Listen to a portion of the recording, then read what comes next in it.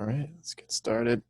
And let's take a moment and quiet ourselves and experience the week.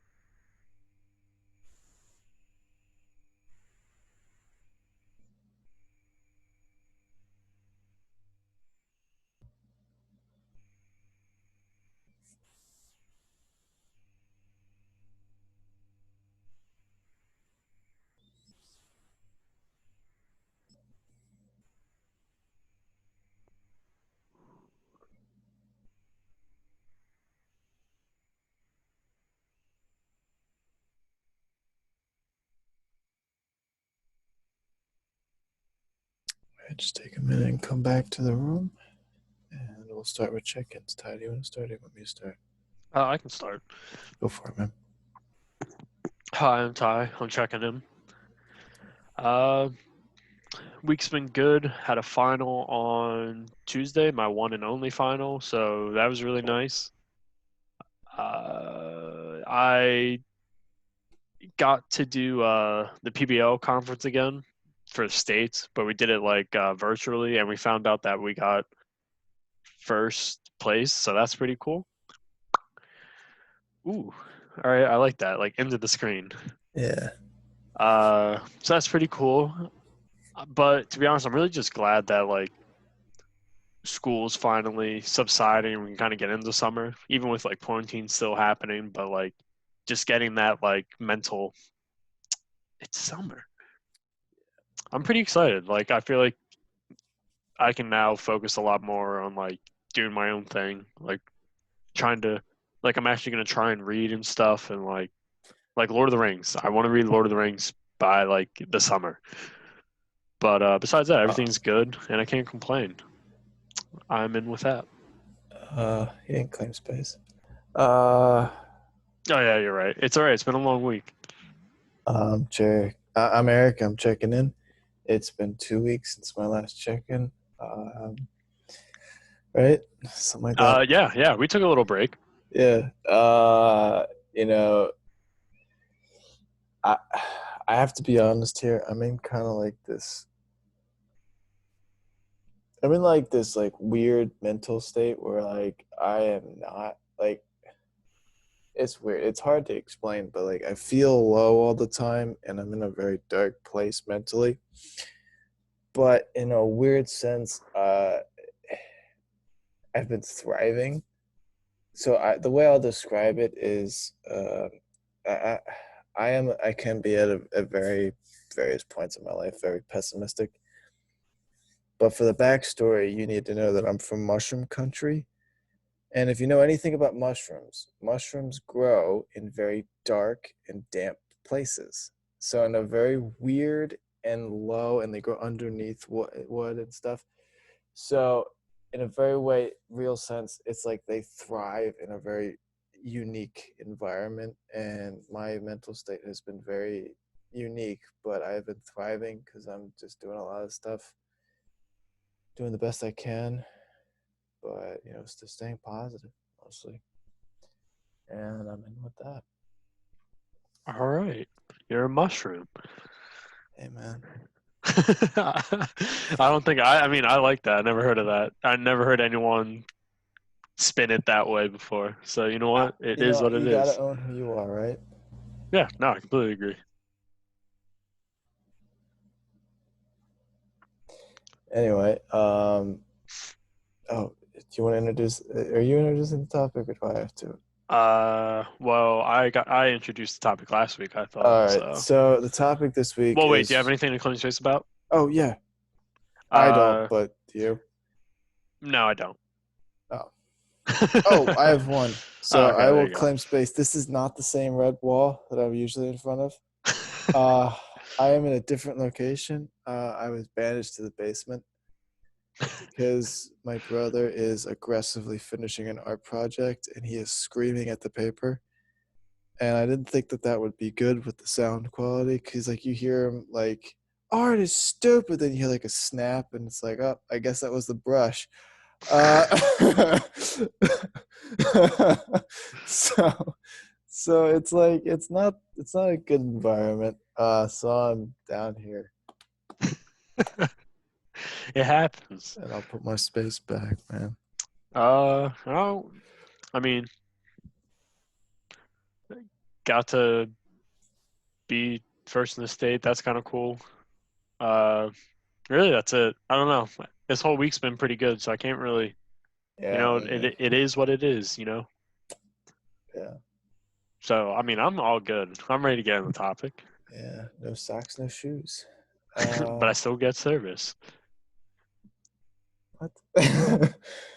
Uh, I don't know, just what you Yeah, said reminded yeah. me of, No shoes, no shirt, no service. yeah, why can't I think, who's, I can't think of the group. I can't think of it right now, but you know who I'm thinking of, right? No.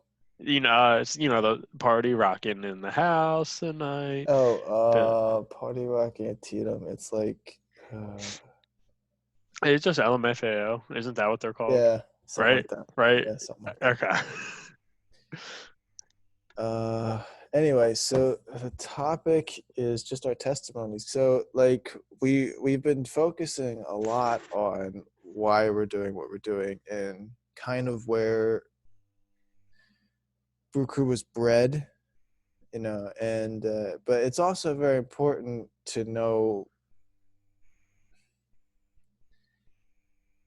who made it, like why, like it's great that we know why we made it and where it came from, but now it's time to kind of get to know me and Ty here because we're kind of just random guys on the internet. So we're kind of just going to go through our resumes a little bit. It's like a job interview. You're fired. Oh man.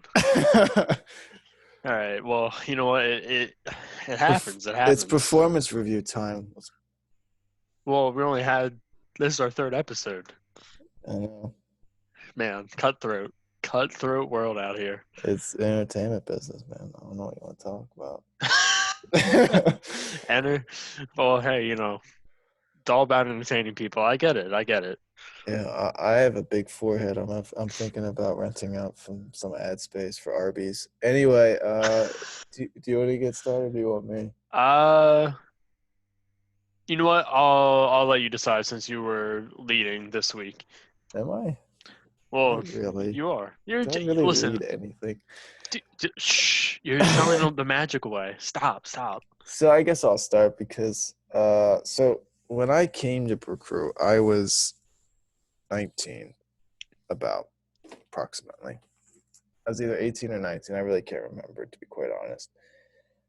And Brian was the only campus minister at school that was a man. So he was doing this men's group, and I just joined as a freshman, and then he left after our freshman year, and I was like, uh-oh, that's not good. So I kind of just, it's weird. It's like, because you mentioned Lord of the Rings, so I'm just gonna roll with it. Nice. Bilbo Baggins finds this ring, and then he has it, and then they find it, and he's like, you know what, I gotta go. Here you go, Frodo. You're gonna have to throw it to Mordor for me. And Frodo's like, what? Like it kind of just fell on his lap, and that's kind of where I came from. I mean, it was a lot of trial, a lot of error, and we made it. Despite my best efforts, we made it. Yeah. Did you throw the ring in the fire? No, I lost the damn thing. Oh, all right. All right. All right. Sounds like a Frodo Baggins thing to do. Jeez, didn't I got you one, didn't I, from CZ? Uh, Actually, you know what? If you can keep going, I can check. I can look for it. Yeah, so really it's interesting that I ended up even at a Catholic college because I went to Catholic school my entire life. And I'm going to be honest, from about 12 to 17, I was a staunch atheist. And I wasn't just like, I was a silent atheist for a while. And then when I got to like 16, I was like one of these people that like I was willing to debate anybody. Like, oh, God is not real. And I'll tell you exactly why. And then when I got to 17, I was back to like, oh, maybe he is, you know. And then when I was 17, I decided to be a theist, but I wasn't quite sold on the Christian thing. And then by the time I was 18, I was back to being a Catholic. But I don't even know how I ended up at a Catholic college. It kind of just happened. Like it's where I got the Yeah. best scholarship. It's where I felt had the most fit. And to be quite honest, it wasn't for the Catholic output, but it's interesting that I ended up there because I ended up majoring in theology and stuff like that. And just still questioning every day since. It kind of came out of this. I read this book. Someone recommended a book to me. It was called Mere Christianity by C.S. Lewis. And to this day, it's my favorite book because I read it and I read it being a staunch, I read it being an atheist questioning about being a theist. And then I finished the book being convinced that theism is the only option. And then I read a book called Rediscovering Catholicism by Matthew Kelly. And then that convinced me to go back to Catholicism. And then I've been reading scores of books through this quarantine about the saints. I've read one about Father Bill Atkinson, St. Francis, Pier Giorgio, Kateri Tekakwitha, you know, just all these saints, St. Anthony of Padua. And I'm just fully, and the more I study and the more I read, the more I'm convinced that there is a God, and that I'm just trying my best and following him. So I'm gonna switch over to Ty to see where his upbringing was like in the faith department. Uh, well, I think, well, it's funny that you say I went to a public school and I was Protestant, you know, I had a Christian upbringing, stuff like that. Uh, got into high school. I was pretty agnostic, atheistic, because I was just like, I don't really see how there can be a God. I don't really believe in a God. I haven't seen the evidence for it. Blah blah blah blah blah. You know, the so many simple, maybe conversation pieces that you can have just being saying that you don't believe. So I started being more atheistic in my thought process, but for some reason I always had an inkling that there had to be like a bigger picture to stuff. And for whatever reason in high school, I started really getting into like the Eastern like spirituality, like traditions of things. And I think what kind of always told me was that like, you know, like the big picture of it, kind of like, you know, you're not really an individual, you're kind of part of this unity kind of thing. And, you know, I thought that was nice. And I was like, wow, that's really interesting. And leading on from like me looking into like Buddhism and things like that, it allowed me to start looking into even just other faiths just in general, Tibetan Singable.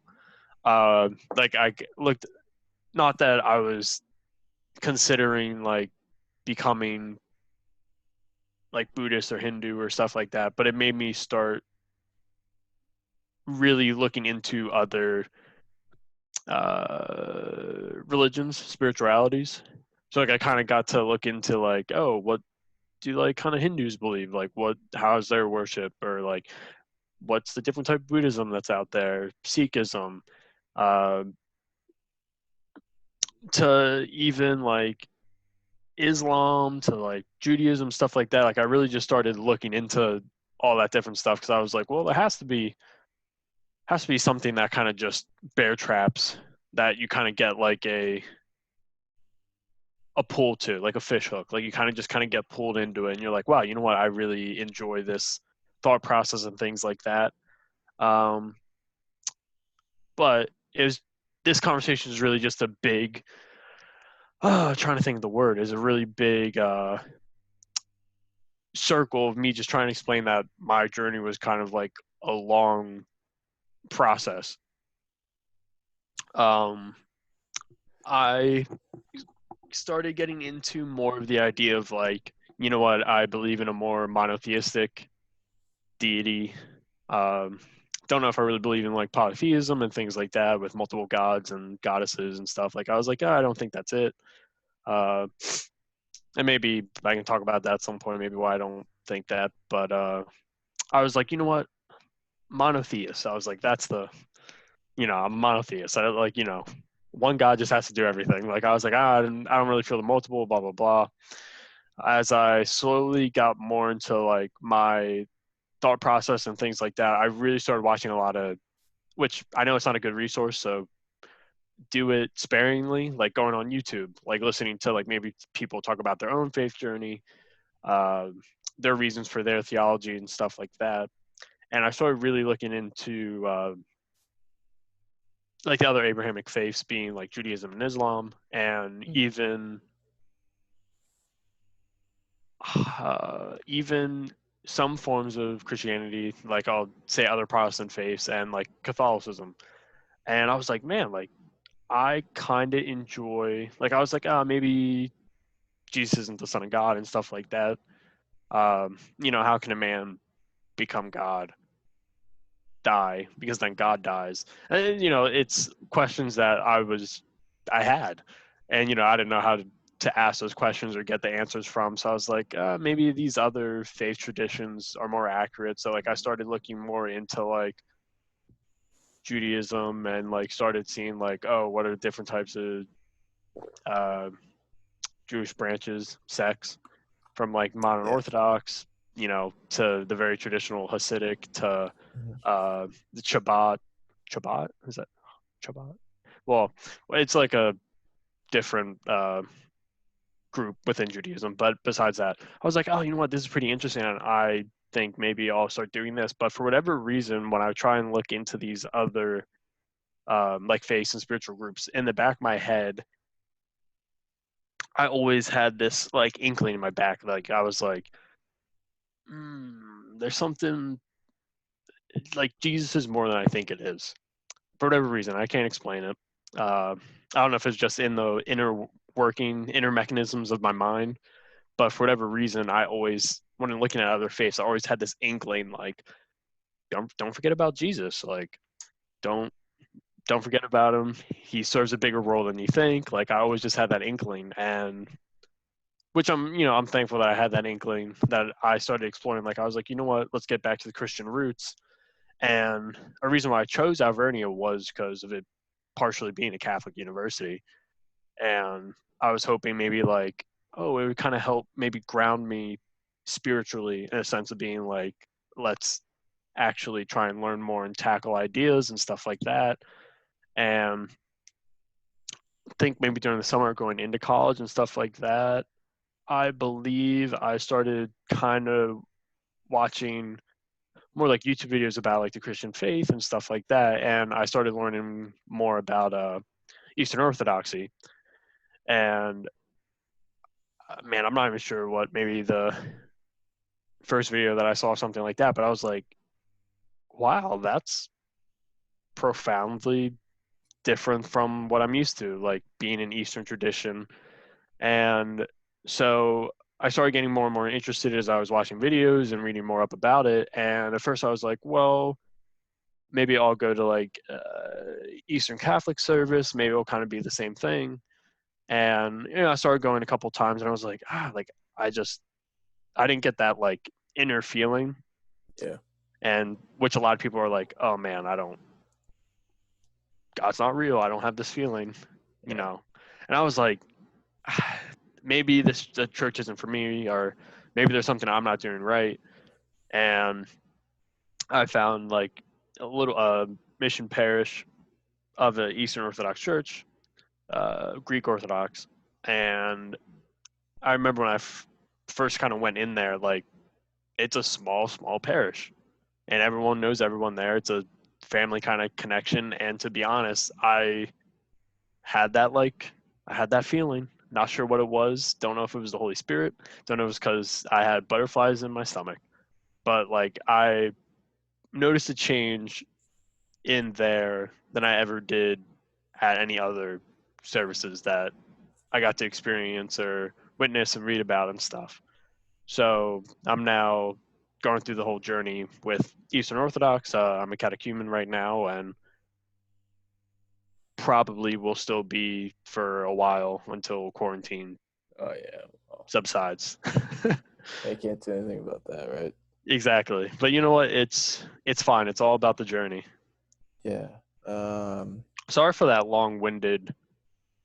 You're fine. I was just about to say, like, one of the profound, one of the most profound ways I can ever describe my coming to faith was I had the privilege of being a youth leader to a Steubenville conference. But before I go off on this tangent, have to address, I have to address your journey a little bit because Ty is generally a very inquisitive person. He's one of those guys that won't just sign the paper on the dotted line. He's got to read every clause, every addendum. He's very inquisitive. So he's very cautious.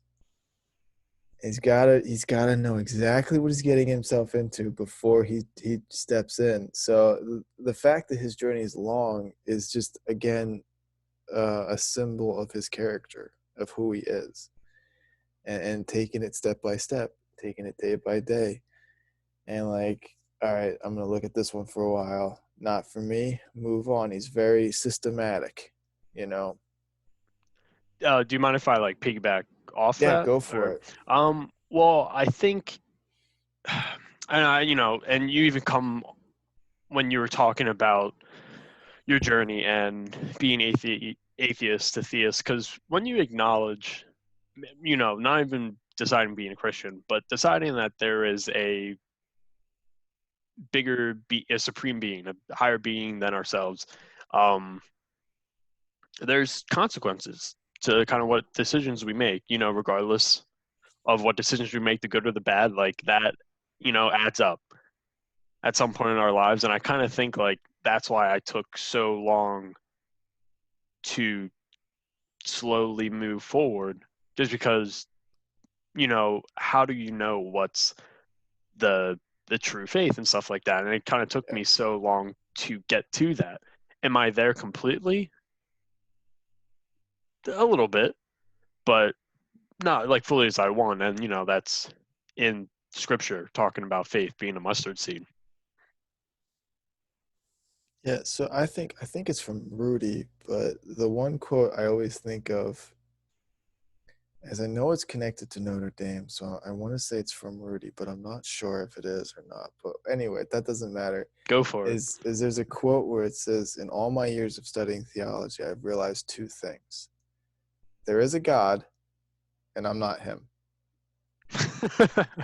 And it's such a great quote. I love it because it's funny, but it's so profound too. Is like, okay, I accept that there's a God, but I also know that I'm not him. So when I have all these questions and I have no answers, I'm not him. And and to go to your point, Jesus wasn't created to die and then God died. Jesus is begotten, not made, consubstantial with the Father, with whom through all things are made, Just brush up on the Nicene Creed. Sorry. No, don't worry about it. That's well, no, the whole what I'm trying to say is even what I said is just a repeated answer. It's not an answer. Is the whole accepting Jesus as Lord is entirely the mystery of the faith. Yeah. Like the fact that that's what you struggled with is like whatever is like such a profound struggle that it actually is called the mystery of the faith. Like we have no idea. Yeah, well, and I think it was one of those, I mean, not that like I came up to it, but it's kind of always seemed very taboo to ask those questions, It is. which I understand depending on certain denominations and stuff. But at the same time, I think to be able to a, to ask a question like in a theological like sounding way, I don't think God has a problem with. I don't think it's a big deal Yeah. because it's not a way to be disrespectful or to, you know, heresy. It's more of just understanding like I'm trying to wrap my head to better understand this tradition. Yeah, and for example, I just started a new job, and someone asked me, "So what did you do?" And I said, "Oh, I majored in history and theology." And someone asked, "Theology? Are you religious?" And it like made me feel uncomfortable, like the fact that he asked, and I'm like, "Why? Like, I shouldn't feel uncomfortable." And I said, "Yeah." And I said, "I try to be." Actually, that's what I said. I said, "I try to be," because I don't give myself a lot of credit. But anyway, but yeah, you're right. There is a stigma of like you can't own your own faith. And even people who have a faith, you never really talk about it. Like the only people, and I've talked to a lot of people, but generally the people who really own their faith and are willing to talk about it are converts. Anyone, it doesn't matter what they converted to, it doesn't matter what they converted from, but they're just so open about it because I guess they've spent so much time explaining it to other people or explaining it to themselves or thinking about it in their head. And they're like, I'm just willing to talk about this all day, every day. And people Well, who generally just believe what's put in front of them don't really question, just yeah, accept. yeah, That's just been my experience. Obviously, that's not true because that's not true in a very real sense because I've met cradle Catholics that will be willing to talk to you for hours, but I've also met converts that won't talk about it. But I'm just saying, I have noticed that converts generally are more willing to talk about it, but not all the time. yeah. Well, I mean, coming from my perspective, uh, where like sometimes I'm like, oh man, is God real or not? I'm not sure, but I'm gonna go with the first. I'm gonna just say yeah. Um, I enjoy talking about it to other people because I think it's an important conversation to have.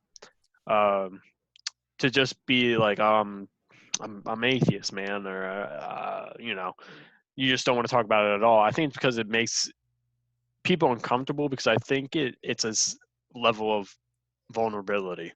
It is, and I'm gonna bring up the statistic that like the amount of so this guy found out he was doing this research and the amount of marriages that when they asked divorced couples was like it was from like 2010 I believe, and they asked a bunch of divorced couples, "Do you pray?" 0.03% of them said yes. So it means like couples who pray together, zero point zero Stay 0.03 of together. them. Yeah, like so it's because when you pray, you're accepting that you're praying to a higher power and you're basically accepting the fact that you are not in control. And to be able to share that with another human being is a level of vulnerability that I don't think a lot of marriage couples or even couples just in general get to. Like that's an emotional and spiritual vulnerability of just these are my deepest darkest fears and I'm going to pray about them with this other person in the room. Yeah, I mean that's a good way that I really didn't think about because it's Yeah. just something that's I think our generation doesn't really talk about or something that yeah, we stay up late, talk about it, but then we leave it at the conversation. Yep. But back to my just to bring it back on, Yeah, yeah, steer it yeah, a yeah. little bit. When I was someone asked me, they said, "Can you describe your faith journey in 2 words?" And I said, "I can't, but I can do it in 3."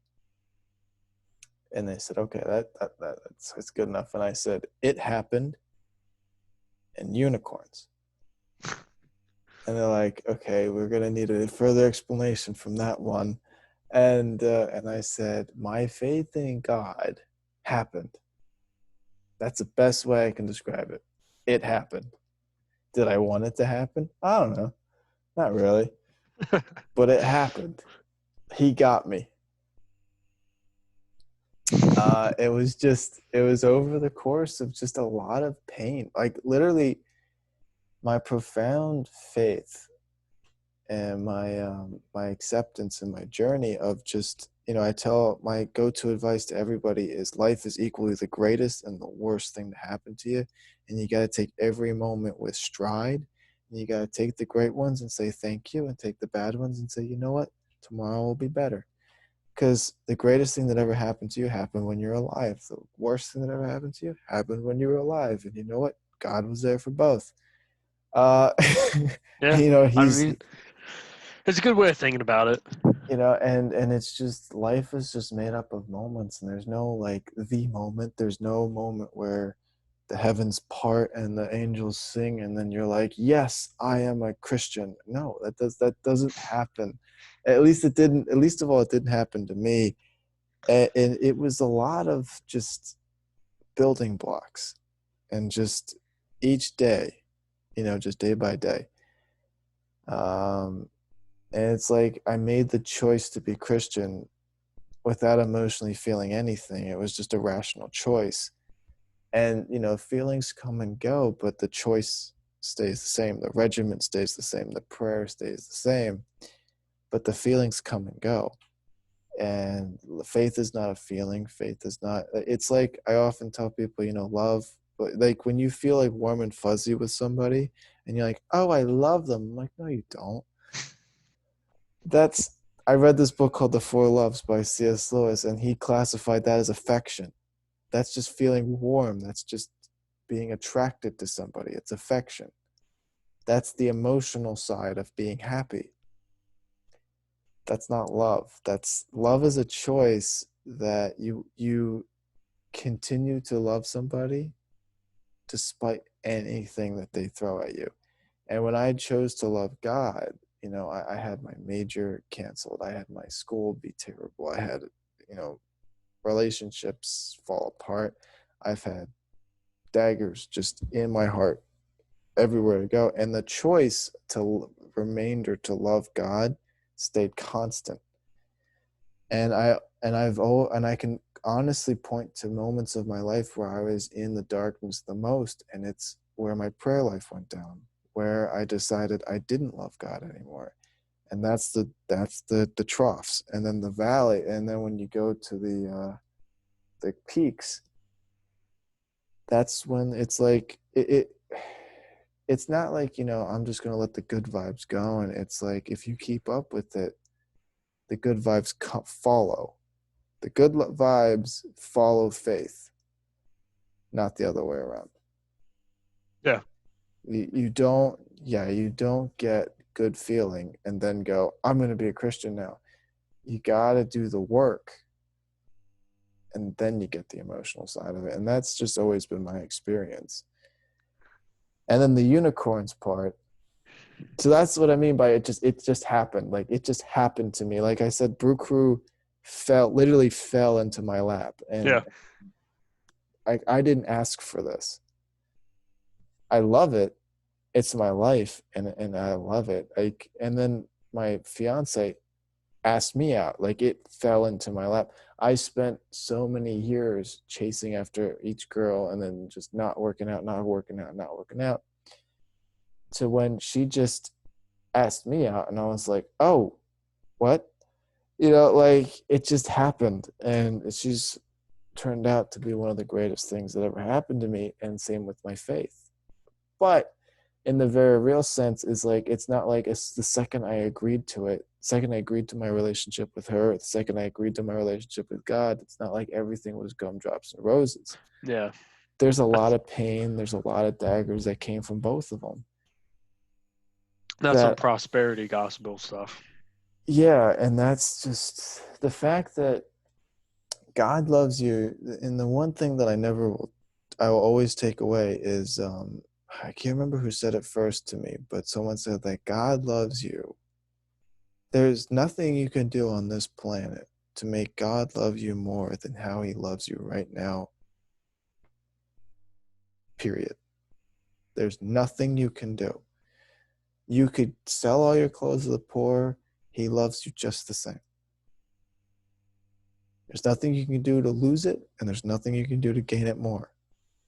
And I was just like, it's like that moment of like practice makes perfect, but nobody's perfect. So I'm just stop practicing. It's like, well, then what the hell's the point? And the point is that you don't have to, it's not some checklist. You just got to be yourself and try your best. And when you make your choices, you stick to some of them, don't stick to the others. That's it.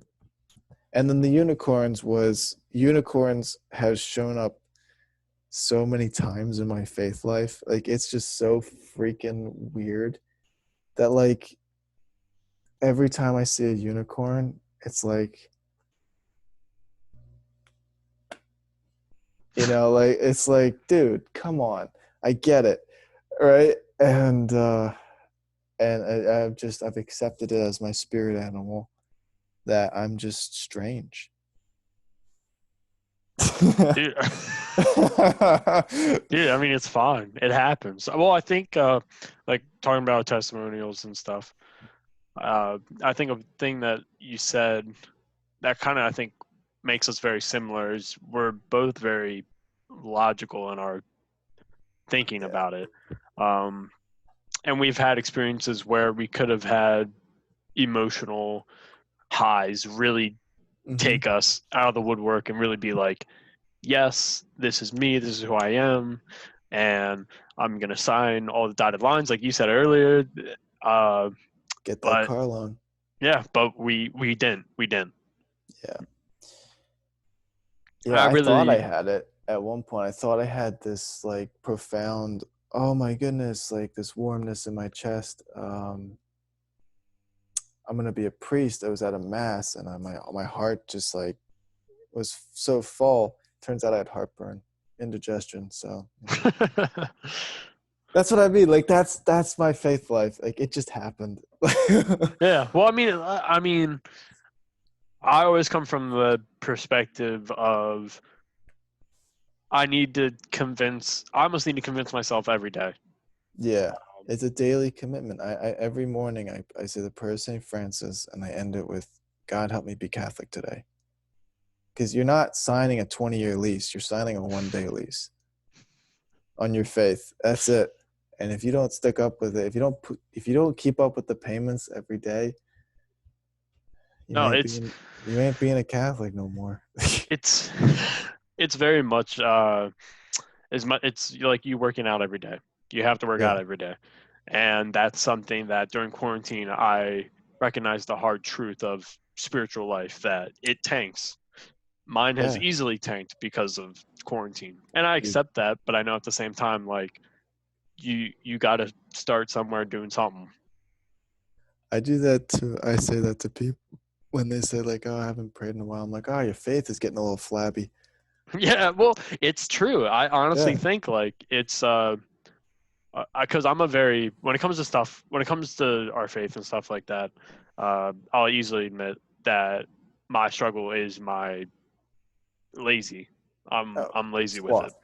Yeah, and it's just how I am and how I've always been. Because for your journey to keep going, besides simple, I mean, prayer is maybe the biggest foundational part of it, but to build on those foundations is through reading the scripture, through reading the saints' lives, through other activities that I'm just like sometimes I'm like, man, that's not me. That's never been a part of my lifestyle. So going into the new this everyday, since we're talking about the gym, everyday regimen, it's it's different. I think that's why sometimes people don't ask these questions or don't go through this journey process because like for me my journey process is not over. I'm not, you know, I'm not even completely. part of the Orthodox Church yet. I'm still just going through my A and B. I'm not all the way to Z yet. I'm just going through two letters right now. But um, for me, I think that's a big part, just to accept that it's going to be a journey. It's going to take hard work. Yeah, I mean, it is always hard work, man. It always has been work for me. Like, faith has never been easy. And that's what I hate. Because I was a theology teacher. I majored in theology, and everyone's like, oh, so you're one of those faith is easy people. And I was like, you kidding me? I wish. Yeah, it's like coming out of the gym. Like, it's like coming out and you're all sweaty and you're like, oh, like, you made that look easy. And I'm like, easy? Like, what are you talking about? That was my My 10-minute back warm up. hurts. Like, yeah, no, I struggle with sloth. God, so many times. Dude, the picture you gave me, all I can imagine is like when you do 10-minute warm up just on the bike and Yeah, you're just done. You can't do it anymore. at that point, I'm looking at birds out the window. I have ADD like so badly. A thing I did want to add though, like I think a lot of times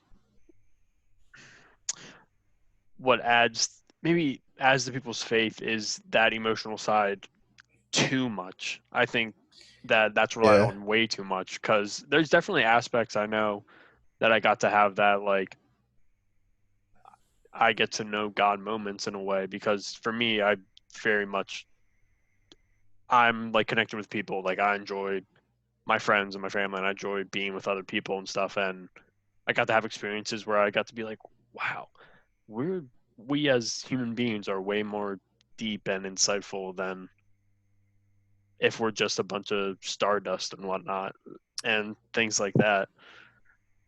yeah. The emotional side does come, and it's not always as profound as this. But the one moment where I definitely felt it was I prayed under San Damiano, the actual cross that Francis prayed under when he heard Francis rebuild my church. Just, it's a story for another day, but words cannot describe. Just words cannot describe. By the way, that 5 was like the 5 minute warning. If you didn't, Yeah, no, I know, yeah, I if you know. didn't pick up. Anything else you want to add, Ty? I guess the only other thing I'd really add was, for myself, since we're recording, is my journey's not over yet. I'm still walking, you know, 500 miles. Um, And and if 500 more. exactly, and maybe if anyone else is having issues with their faith and stuff like that, it's fine. It's normal Yeah. to have those issues. You're not alone. You know, you're I not mean, alone. I remember when we did the freshman retreat, we had to do those leaves thing. We had to write 3 things about our faith life, and I wrote 2. And Christina looked at me and said, Where's the third?" And I said, "Well, I never know what the next chapter is. It hasn't been written yet. That's deep. So, yeah, like I don't know where I'm going." True. I mean, you're right. It's You're all like right. it's like it's like being completely blind, and you reach out and you grab someone's hand and they're going to lead you. You don't know where you're going. It might hurt, or you might get knocked, but you never let go. Yeah. And, we want to use BrewCrew to be able to help people understand that. Yeah. All right. You're closing, right? I'm closing. Okay. Well, let me pick up a quote. Oh no, I have a quote. Oh. Uh, Oh. so my quote is, believe it or not, from Oscar Wilde. I know he's kind of zany, but I love this quote. It's Oscar Wilde said, "Be yourself, because everyone else is taken." I like that. I love that quote. It's just it definitely helps me because I am strange. So it was a journey. I can get into this later. Accepting my unicornness. Yeah, no, I mean it's funny that you say that because my priest would always talk about that God's not trying to make you clones, not trying to make you these psyop like robot people. Like he's like that's not what God wants. He wants you to just be you. Like there's only one Yep. you, be you. So I actually really enjoy that quote. Yeah. All right. Well, you get Uh, to say the ending, right? Yeah. There you go. yep. All right, I can do that. um, well, I was just gonna say, thank you guys, everyone, for tuning in and getting to watch episode 3.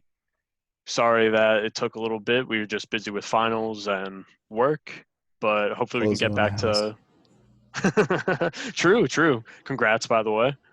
We're not here yet. Not out of the woods yet. All right, all right. I'm the Well, blind guy. do you think we'll get to know by next week? Hopefully. All right, well, give us an update next week. All right. Yeah. All right. Well, see you guys. Peace and all good things.